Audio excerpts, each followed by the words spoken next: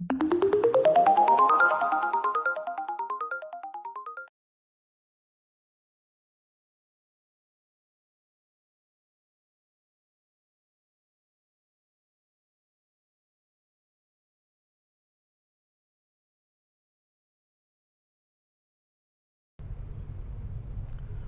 a todos, meu nome é Igor Morbeck, eu sou médico oncologista do Centro de Oncologia do Hospital Sírio-Libanês em Brasília, professor de Medicina da PUC, e eu estou aqui hoje com meu colega e amigo Dr. Luiz Henrique Araújo, que é médico oncologista do INCA, no Rio de Janeiro, e do Américas Oncologia, e nós vamos tentar colocar hoje em perspectiva prática, o que não está sendo muito fácil, qual o papel da imunoterapia em câncer de pulmão na primeira linha, se nós devemos combinar com a químio e se há, eventualmente, ainda algum espaço para a quimioterapia nesse cenário de rápida mudança.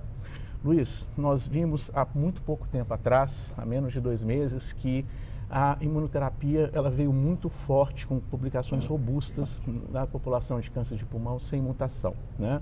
Para isso, então, a gente cita aparentemente 3 estudos importantes, que é o Keynote 024, para aquela população de pacientes com PDL1 com mais de 50%, que claramente o pembrolizumab foi melhor que a químio. Nós citamos também o Keynote 189, que comparou químio mais a imunoterapia e quimioterapia na população de pacientes não escamoso e, de novo, com um hazard ratio bastante substancial e uma mediana de sobrevida até então não demonstrada, né? E nós temos o Checkmate 227, que avaliou especificamente a combinação de nivolumab com ipilimumab naquela população de pacientes que tem tumor mutation burden, que é algo que a gente precisa também começar a olhar com mais cuidado, né? Se a gente coloca esses dados agora e soma o que foi apresentado na ASCO, a gente sabe que aumentou um pouco a complexidade e essa maneira de analisar. Então, eu queria que a gente colocasse em perspectiva 4 estudos que foram apresentados nessa ASCO. O estudo da plenária, que é o Keynote 042, o estudo Empower 151 e também o estudo Empower 131, ou seja, que avalia todo o papel da imunoterapia mais químio na população de pacientes escamosos e não escamosos, né? E também o papel do Checkmate 227 no outro braço, que compara imunoterapia mais químio, ou seja, nível mais imuno na população que tem PDL1 baixo, mas que tem também tumor mutation burden. Eu queria que você hoje colocasse para mim de uma maneira muito prática o que vai mudar quando você chegar no Brasil, ainda nessa semana, e o que você vislumbra em termos de dificuldades de nós implementarmos todas essas mudanças absolutamente importantes no cenário do câncer de pulmão primeira linha, sem mutação. Bom, Igor, obrigado pelo convite da participação, e eu acho que a gente tem realmente um cenário muito interessante em câncer de pulmão atualmente, onde a primeira grande mensagem é que a imunoterapia parece que chegou para todos os pacientes, né? Então, agora, com a oportunidade das combinações, não vai ter um paciente nesse momento, em 2018, que nós vamos falar, você não é candidato à imunoterapia, a não ser que tenha uma contraindicação clínica, por exemplo, doenças autoimunes, pacientes transplantados de tumor, de órgãos sólidos, etc. Mas, do que a gente tira de mensagem, as combinações estão chegando com uma força muito grande, como você falou, e nessa ASCO a gente transforma as combinações não apenas de quimioterapia e imunoterapia, ou seja, inibidores de PD1 e PDL1, para não escamosos, que nós já sabíamos dos estudos apresentados antes, mas a partir dessa ASCO, os tumores escamosos também ganham o seu combo de químio com IO. Tá? Então a gente tem o estudo, o Empower 131 e o estudo 407, que estabelecem a combinação de químio usando um backbone de carbo e taxol ou de carbo e nab-paclitaxel, adicionando aí a imunoterapia. Esses resultados foram positivos e tão impressionantes quanto aqueles que a gente sabia nos não escamosos, tá? E a gente destaca a plenária, apresentada pelo nosso amigo Gilberto Lopes, onde o cutoff de 1% foi trazido para olhar a imunoterapia como opção isolada, o pembrolizumab, um cutoff que era de 50%, eles jogaram o cutoff para 1%. Conforme foi desenhado o estudo foi positivo, com aumento da eficácia, sobrevida livre de progressão, e, inclusive, de sobrevida global, se eu não estou enganado, correto?